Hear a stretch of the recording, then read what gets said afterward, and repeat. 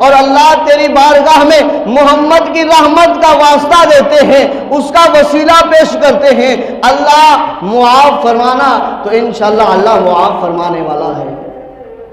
دعا مانگنا، ارادہ کرنا، نیت کرنا ہمارا کام ہے، اس گھر میں اپنے محبوب کے در پہ بلانا اس مالک لم یزل کا کام ہے۔ اب آپ اسی وقار کیونکہ ذی القعدہ کا مہینہ ہے، جانے والے خوش نصیب جا رہے ہیں،